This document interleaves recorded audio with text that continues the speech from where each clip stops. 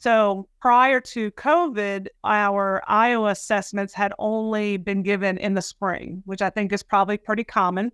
So we did that from COVID is when they offered that, September test because we couldn't do that spring that time. And then that's always been I guess kind of what I vote on is I feel like you should always have some comparable data. And to be honest with you, but prior, even my first couple of years, we really didn't do a whole lot with the spring data. We looked at it. We were like, okay, so-and-so did good. Class did okay. We showed some growth.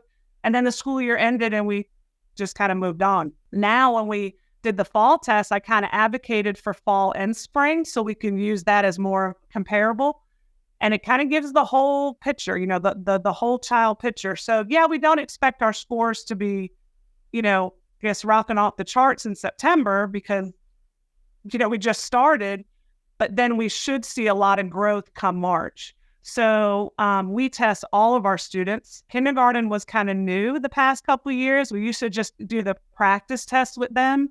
And I hired a new kindergarten teacher a couple of years ago, and she wanted to test them. She was like, I really want to see where our kids are at. Clearly, they don't take the reading part in September, but it was really a good comparison as far as helping the teachers, and it gives us that good baseline in the fall. And then that way we're able, it kind of does a lot as far as, like I said, it gives us the baseline, and then we can move forward from there. And then by the time spring comes, then we're really able to sit down and analyze data. And that to me is more valid than just that one time a year. So you're really providing a beginning of year and end of year benchmark and looking at the growth in between. How has the shift of moving from just giving the Iowa assessments in the spring to giving Iowa both fall and spring kind of changed even what's happening on a day-to-day basis in the classroom?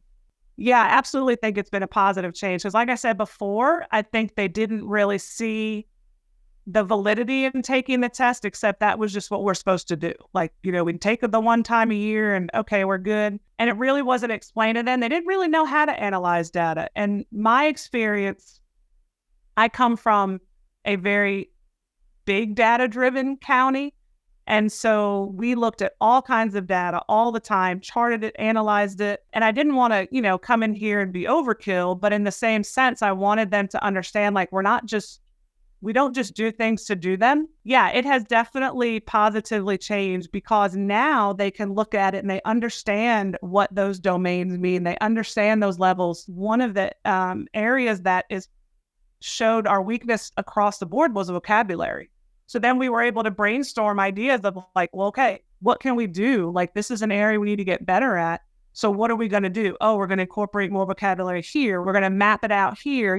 Some teachers still in the younger grades are maybe focused, or the upper elementary was maybe focused more on spelling, and they need to be focused more on vocabulary and the meanings of words. So I think now they're able to see how impactful it can be. And then they look and they say, okay, oh, you know what? I didn't do a really good job or didn't spend enough time in this area.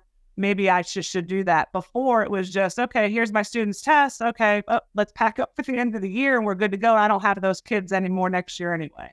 So I definitely see that my teachers are buying in more, and they're kind of excited to see those May results because they really want to see how much they've grown and then look at individual students as well.